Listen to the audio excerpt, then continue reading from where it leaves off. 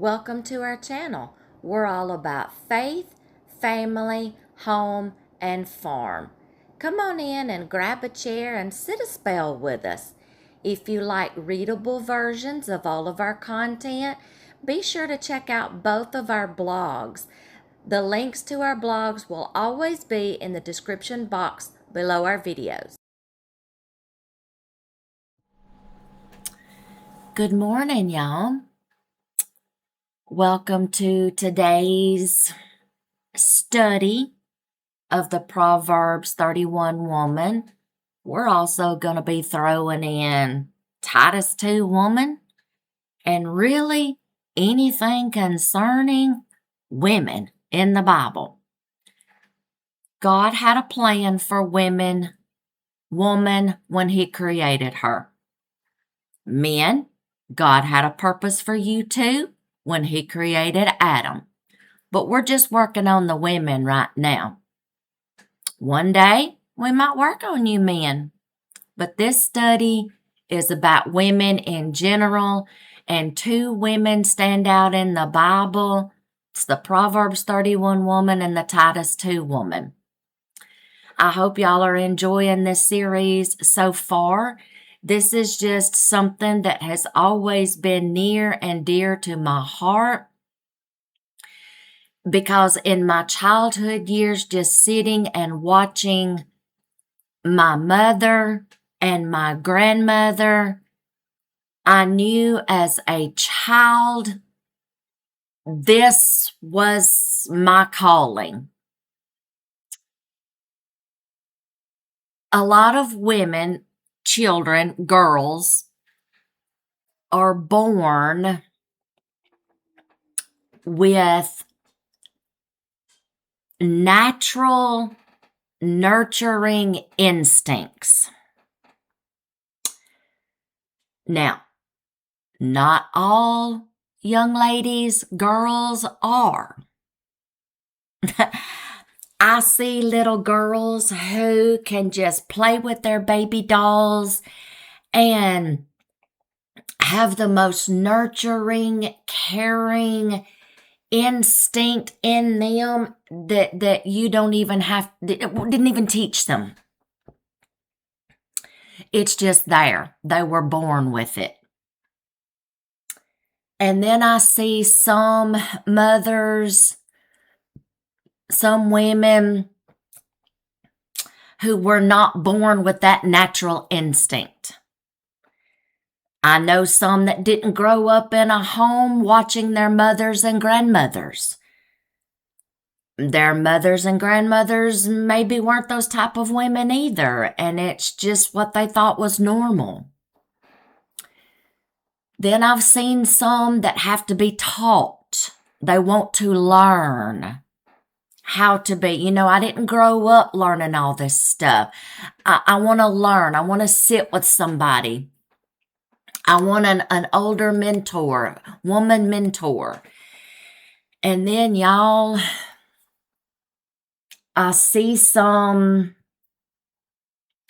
how do I put this in today's terminology, that just don't give a crap. And I know we're not supposed to question God. I know, Lord, forgive me. But sometimes I just have to say, Lord, why? And I'll just leave it at that. This video and this subject is kind of emotional for me. And I'm going to share some thoughts that I'm not just going to come out and give reasons behind them or lengthily, well, in my childhood year. Okay, I'm not going to do that. I will just say this portion of the study really got to me, and things that the Lord opened up my eyes to. And it's just things I want to share with y'all that I've learned and I've discovered. It's emotional in two different seasons of my life. One does go back to my childhood. The other one season that this affected me was in my grandmother's season when I became a grandmother for the first time.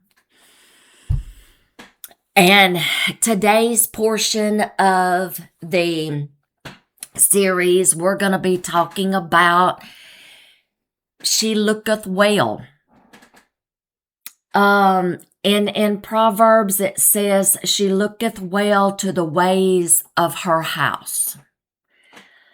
Now, this is not going to be covering homemaking, like cooking, cleaning, laundry. No, that is homemaking skills, yes, that we all should know how to do, as wife, as mothers, even as grandmothers. Your house has got to be clean. Your kids have got to be fed. Your laundry needs to keep going. Yes, all that stuff, all the cleaning. Yes.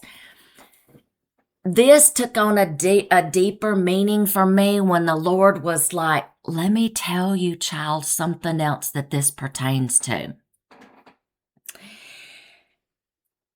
What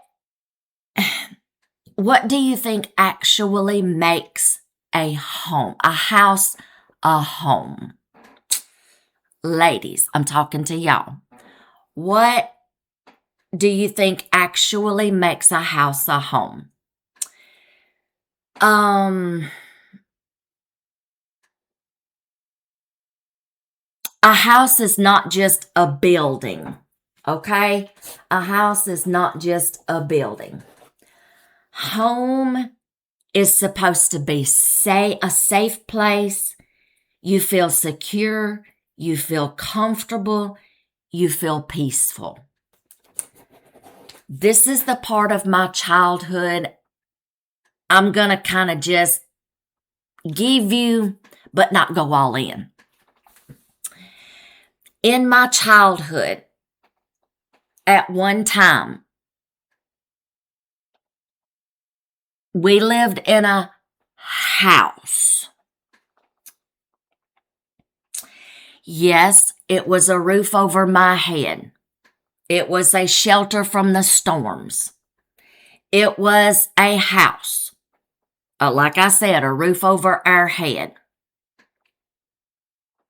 But I hated that house. And yes, my mama's probably watching this video, and I've even told my mama this. I didn't tell her till I was older, and she had no clue. I hated that house when we lived in it. I was scared all the time. I did not feel safe. The home itself, the house itself. I did not feel safe. I did not feel secure. I did not feel comfortable. I did not feel peaceful. Not going to go into detail, but I just hated the house. And my mama knows this. Well, she does now. It was just a house. It was just a house. But I want to tell y'all one thing. That what did make this house somewhat of a home, comfortable, peaceful, secure, safe, was my mama. My precious little mama made this house bearable and comfortable as we lived in it. Oh, she put her decorative skills to use. I remember at Christmas time, she went out of her way. Oh my gosh, the decorating, the Christmas tree, filled with traditional old-fashioned ornaments. We spent 1 year just making our own Christmas ornaments. Little yarn people, little yarn balls. And not just one certain type of lights, honey. We had all the colors. Christmas village. The mantle was decorated immaculate. The whole house was. Poinsettias everywhere. My grandmother loved poinsettias. Christmas cactuses. I mean, you name it, and my mother went all out. Through my whole childhood, no matter what house we were in, but this one in particular, my mother put her decorative skills to use. She did the cooking. She did the cleaning. Now, she don't like cooking. I'm just going to tell you right now. My mother does not enjoy cooking. She didn't grow up enjoying cooking, wanting to be in the kitchen with her mother, my grandmother, cooking. She wanted to be outside playing in the dirt with the cars with her older brothers. She was a tomboy. But that's okay.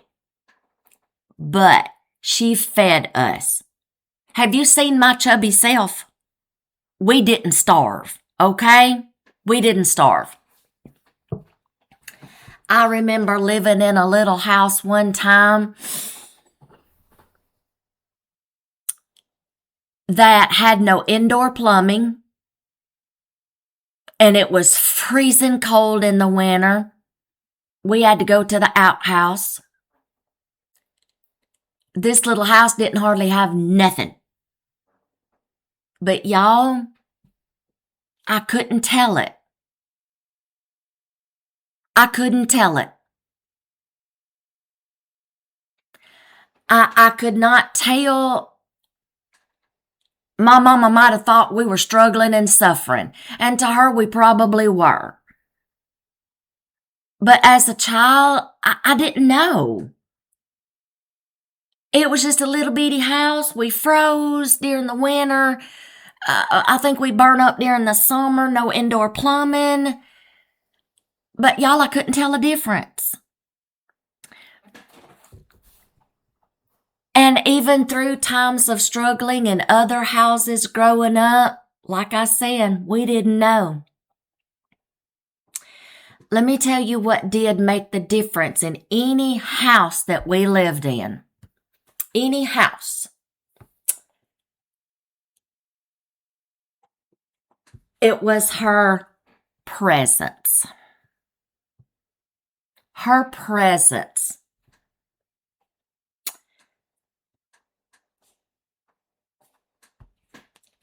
We hear a lot of talk about deadbeat dads. Everybody is on deadbeat dads. That's all you see on social media. That's all you see. Ex-wives bashing fathers. Just people in general bashing deadbeat dads. Yes, I'm sorry. There are those kind of fathers out there. But do y'all know there are some mothers out there that abandon their children?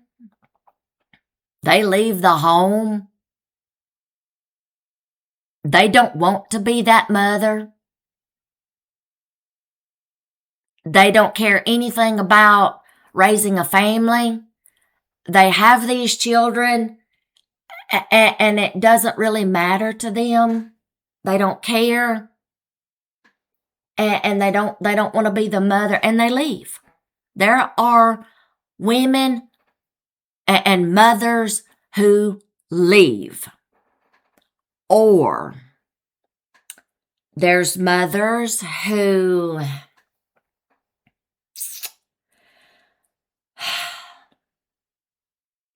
make their this is the emotional second part in my grandmother years. There's mothers that do not make themselves available They're in the home sometimes. They're not present. They pack their schedules too full. I'm just going to have to come out and say this, y'all. I'm sorry, but I just am. They make their schedules too full in a day that doesn't allow time to be present with their kids or to be available, to show up, spend time with their kids. I said it. Now, ladies, please don't get the wrong idea.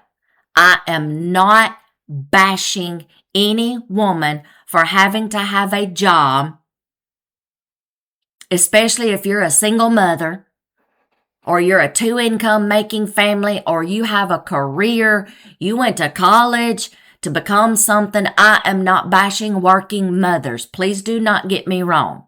I've been on both sides of the fence. I've been a working mom and I've been a stay-at-home mom. I'm not bashing anybody. But when you pack your schedule too full in a day's time where your children are calling someone else mama because they're with them for so many days, so many hours, there's a problem. Okay, I'm going to be done with that part. There's a problem. What makes a house a home and she looketh well is her presence. Y'all, we may not even get all of this subject covered in this video. It may be carried over to the next one because this deals with a lot. A mother's presence in the home makes all the difference. That baby needs you from the time it's born and they put it in your arms, even until they are grown and gone and got families of their own. All stages of a child's life, they need the mother. Now, don't get me wrong. The mothers are not replacing the fathers, and fathers are needed just as much. Just remember, we're on the subject of women here. A child needs their mother. A woman has the normally has the nurturing instincts that a child needs, has the physical, a woman not just nurturing.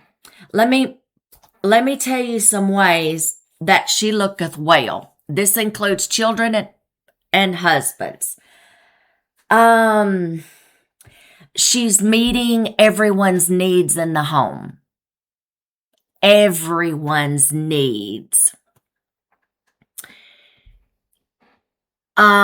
Nurturing instincts. She's meeting the needs of the babies. Oh, they need to be fed. Oh, they need to be their diaper changed.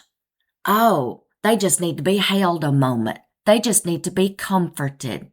She recognizes a child's, baby's, toddler's, kid, preteen, teenage, even those teenage years, young adult. She recognizes their physical needs, emotional needs, mental needs. Even though you hit those teenage years and they try to shove you to the side and isolate themselves from you, they wake up in the grumpiest mood. Oh my gosh. And you're like, it's alive. They come out of their bedroom and you live. Oh my gosh. Okay. And those grumpy attitudes. Oh, I hate these words, but I hate you. You won't never let me do anything. Y'all, I've been through every season, newborn all the way up to grown and gone out of the house and got kids of their own. I've been through every stage. This is why I can cover this. Your kids still have emotional needs in every stage of their life. A mother recognizes these needs. She senses something's off. Something is not right. And she tries her best to reach that emotional need. Some mothers just have and Lord, I'm one of them. I think it's a curse sometimes. We try to fix everyone's problems. Yeah, I'm one of those kind of mothers.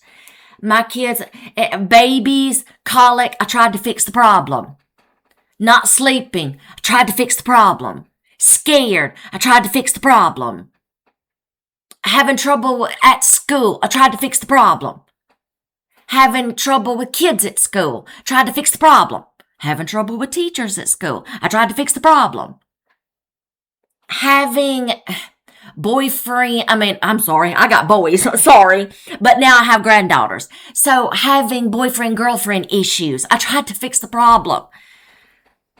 Anxiety, Lord knows, teenage anxiety and depression, I tried to fix the problem. I'm a fixer, y'all. That curse was given to me. I'm sorry, that blessing was given to me by my dear Lord and Savior. But sometimes I question why me, because y'all, I would lay awake at night, and I still do.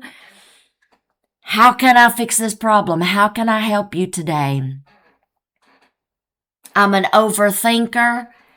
I lie awake at night. Y'all, thoughts, 2 a.m., 3 a.m. thoughts will keep me awake. How can I fix this for my child? How can I fix this for my grown son? How can I fix this for my husband? Oh, we're going to get to husbands in a minute. I'm an overthinker. I'm a fixer. I was just blessed with that. Thank you, Lord.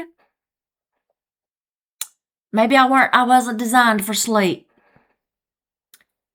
But you're looking well to the ways of your house. When you're looking after the emotional needs, physical needs of your babies, all the way up to grown children. Now the season in my life, grandchildren. Now let's get to the husbands. Wives, I'm going to say this without going into detail. You know your husband has physical needs along with emotional needs. Let's cover emotional needs first. A man's emotional needs, it's hard to take care of your husband's emotional needs, especially if you have a husband that doesn't share his emotional side of you, doesn't talk about his problems, doesn't freely discuss what's bothering him. Lord knows you don't mention going to a therapist. We've never needed therapy, y'all, but there's guys out there that, oh no, you don't mention that word therapy to them. It's like, ugh. They think if you mention going to a counselor or a therapist, they're like, I don't need them. I got this. Okay. They think they're beyond therapy or counseling. They think it's embarrassing. This is the reason why a lot of women, if you're struggling in your marriage, ladies, I'll tell you this right now. A lot of men are not up for marriage counseling or therapy because they think it's embarrassing to them. You need to let them know, hey, please don't think this is embarrassing. We don't have to tell anybody. It's confidential. But we do need some help. We do. They don't want to be embarrassed. They don't want to be belittled. So be patient with them. Okay? A man is not just going to sit here and open up and pour out his feelings to you like laying on a therapist's couch. No. No, especially if they're a Marine. They were taught to suppress feelings, and honey, some of those feelings can be buried so deep you didn't even know they were there. You had no clue. Let me tell you, they're not going to come out and tell you their feelings. This is a part where you're going to have to do a lot of guessing. You're going to have to do a lot of observing, analyzing, digging, but gently and patiently. When they're ready, they'll talk. Some men are better at it than others. Some men will sit down and talk to you and give you a moment of their time and say, okay, this is what's bothering me. Me and dear hubby, we're going on 36 years of marriage, and if we got into it, we've never had a really full-blown argument. We have never fought. The man's never laid a hand on me. But we can have little disagreements every once in a while. We never fought. Our kids have never seen us argue and fight. If we had a disagreement and it started getting like aggravating and we were getting kind of like agitated, we're like, okay, let's just stop, walk away, go do something, calm down, and then let's come back and talk about it rationally. That's what we did. Our kids can tell you to this day they never saw us argue. So ladies, please be patient. I know a lot of women who are naggers, and they will aggravate the far out of their husband until they get so aggravated and agitated, and then it leads to a full-blown fight. Women, please stop. That's going to be in another video. We'll talk about that. But they do have emotional needs that need to be met too. How about when you're paying so much attention to the children and the babies, teenagers, that you're kind of leaving your husband out? Sometimes husbands feel left out because sometimes they're only getting what's left of us after a full-blown day of taking care of children's needs, settling arguments between siblings. We're overwhelmed, we're overstimulated. And some of the husbands are like, you know what? Okay, I see you. You're overwhelmed, you're overstimulated. I'll come back later. Some husbands really don't understand and they start feeling left out. They feel like they don't even belong. They feel like, what the heck? My presence isn't even needed here anyway. Nobody's going to miss me. Nobody cares. Y'all men can start having those feelings.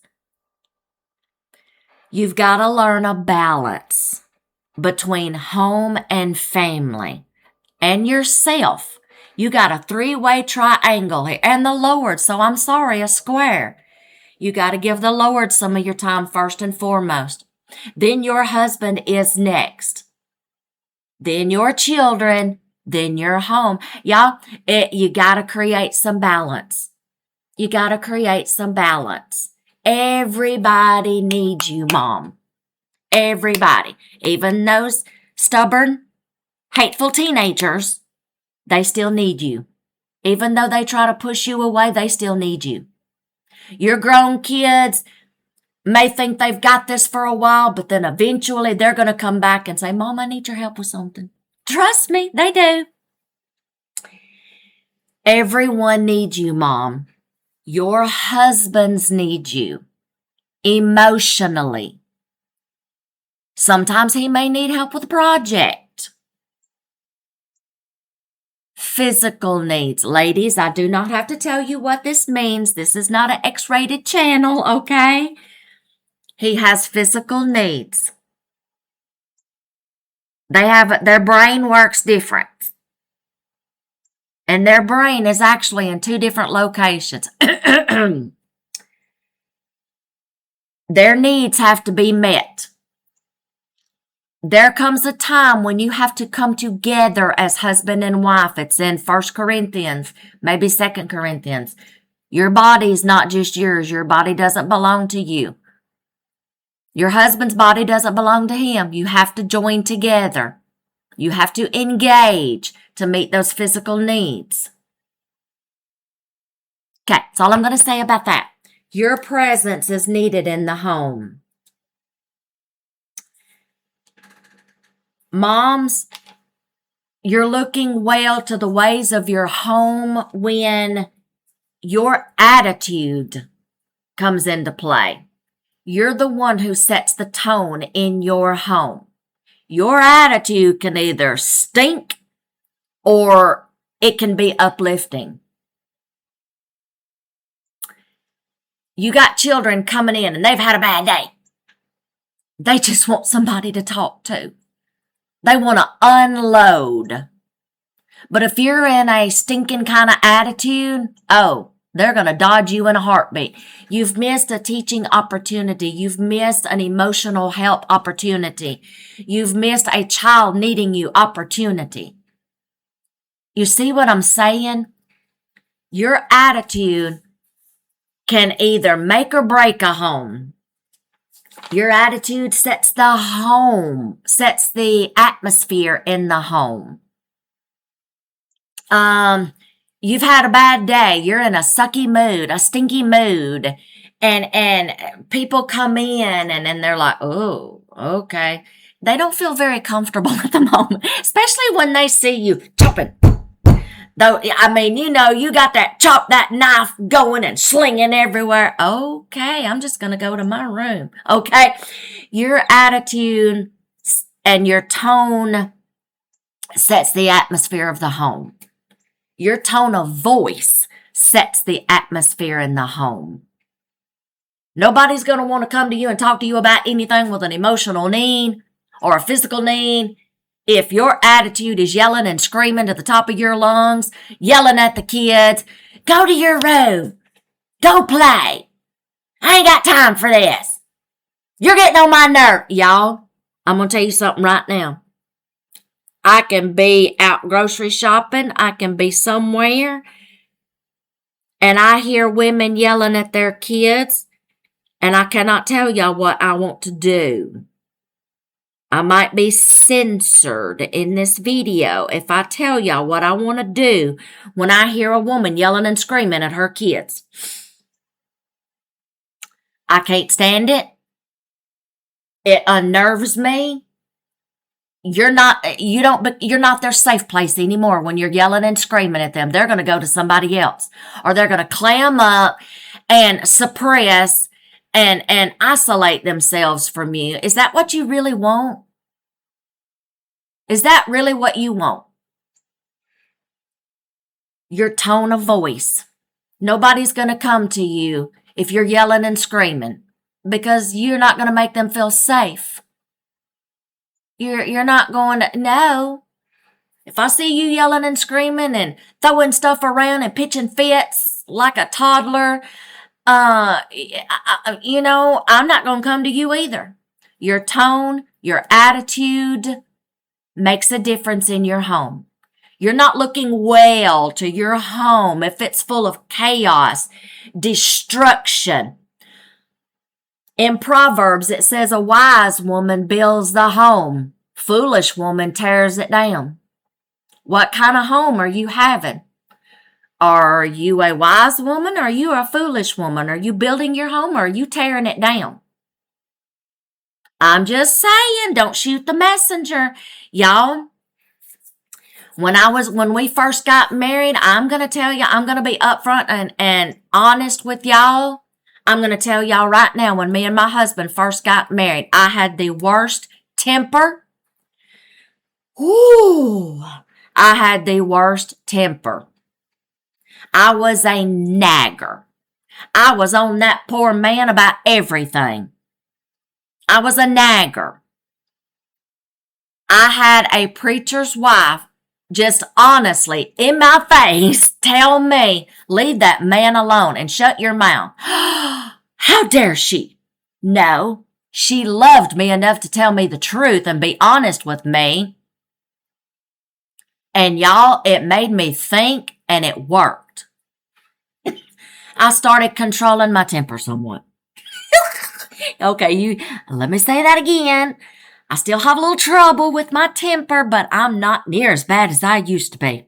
Y'all, I would throw things, I'd slam doors.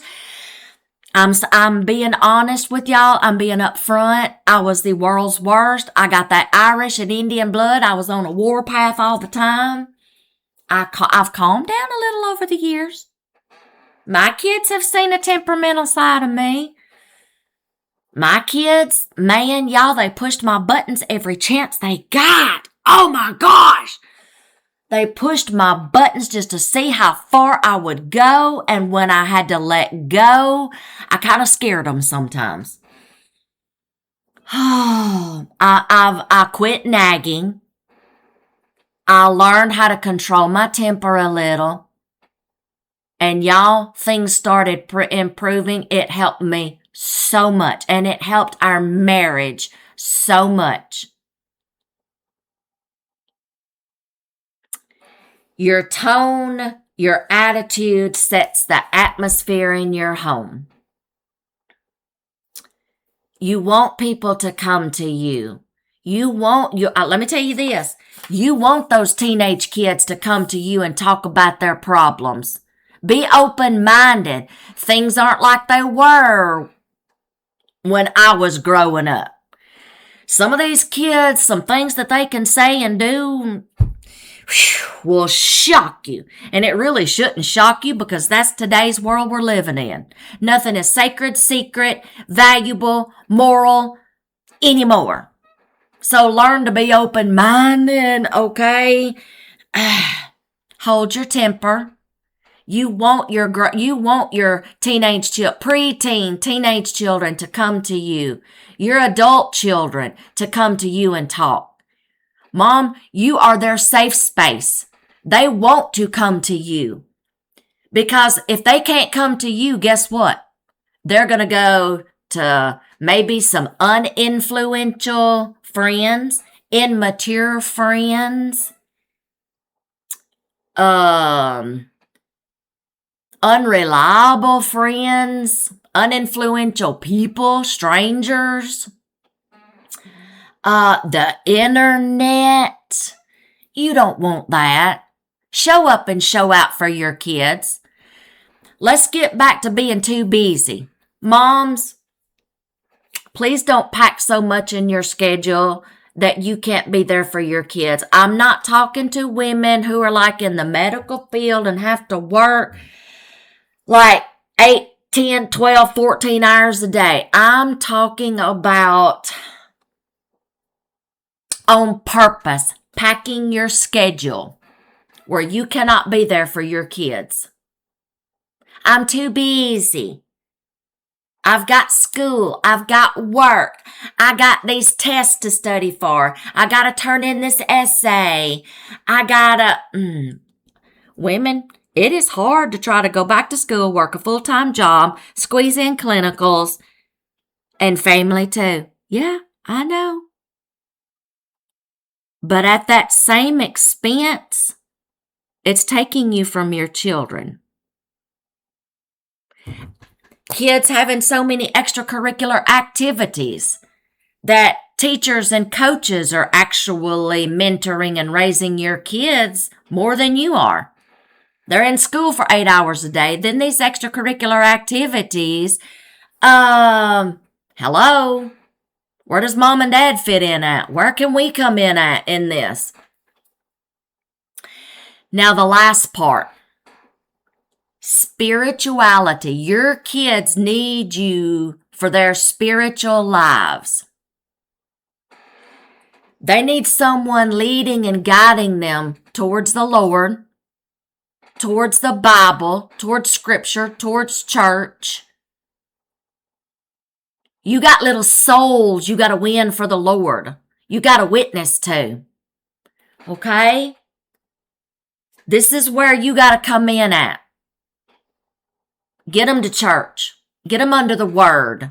I grew up in a home where my papa was a preacher and I've been in church all my life. I don't know anything else. Okay? You are spiritually, you need to be in charge of what you allow in your home. Music. What kind of music are they listening to? Honey, there was some kind of music I had to absolutely just throw in the trash and say, never again will you bring this into my house or listen to it. I don't want to hear it in your truck. I don't want it in my home. Throw it out. Okay?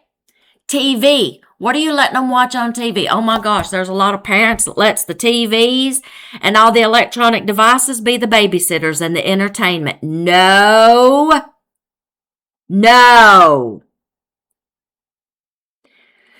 Whew. If you pay that cable bill, that satellite bill, that phone bill, that tablet, that internet bill, you need to be in charge of what your kids are watching, listening to. Yes, you need to be nosy with these teenagers' phones. Oh, yes, honey. I've caught things on phones, and let me tell you something, a couple of phones have wound up being thrown in the trash. They learn real quick. We don't do that. Today's age and generation, you parents, you have got to be nosy where your kids are concerned. Yes, I do let my grandchildren have tablets, but there's no apps on there like YouTube or anything like that. It's strictly educational, fun little games. That's it. If I caught something ugly on my boys' phones, oh, don't you think I didn't? I got nosy. We pay the bill. It's my right. You're not invading your kids' privacy. You're invading their privacy if they're the ones maybe paying the bill. But if you're paying the bill, you're not invading their privacy. If they don't like it, let them pay to go get a phone of their own and pay that bill. I don't care. I'm just going to tell you straight up. We were nosy. I needed to know who they were hanging out with. I needed to know if parents were trustworthy enough for my kid to spend the night at their house. I was nosy. You need to get nosy in today's age and this generation. There's things coming out right now. Oh my gosh, on the internet, on all these apps they want to put on their phones. You better start checking. All these girls,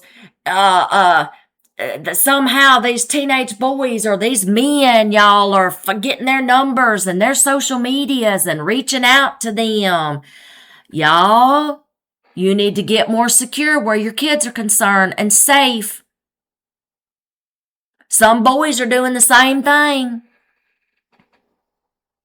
I'm not kidding. Get nosy where your kids are concerned. Their safety is in your hands. Check out who their friends are, who they're hanging out with, what they're doing. Check out the friends' parents. I'm sorry. I did. Now, there was some things that's not allowed in our home, and if it wasn't allowed in our home, I didn't like them going to a parent's house where they did those things in front of my kids that we don't know. Sorry, son, you can't spend the night. They do things in their home that I don't like. I don't want you around. I'm sorry. Nope, not today. Let's talk about family. This includes family. It's okay to weed out some people that are not safe. That may mean you have to break a family tie, toxic relationships, bad influence. But by all means, still pray for those family members. Pray for those friends. Pray for those friends' parents. Ladies, your presence in the home can make or break your home. You've got to be available. You've got to be there. You got to show up, show out for your family. Everyone needs you, Mom. They need you emotionally, physically, mentally, spiritually. They need you. Y'all, there's plenty more to say on this subject, and we will cover it. Trust me, there is a whole lot more to come, but my eyes were open in this. And there's a whole lot more to come. I hope you've enjoyed watching me and a granddaughter and dear hubby get in here and make some homemade lasagna from scratch. I'm talking making the noodles. I made the ricotta cheese with my formaggio maker. I'm going to be showing y'all how to do that coming up. We put it in this lasagna, and let me tell y'all, that's the best lasagna we ever ate. Then son had to come. The other granddaughter was with our son's wife. The youngest one wanted to stay with me and hang out and help Poppy take care of cows. He came to take my granddaughter back home. But thank y'all for hanging out with me in this video as I try to enlighten you about how the Proverbs 31 woman looketh well to her household in so many more ways than just cooking, cleaning, laundry. We're needed, moms. Hope you've enjoyed watching us make supper. Stay tuned, there's more to come, and I'll see you in the next one.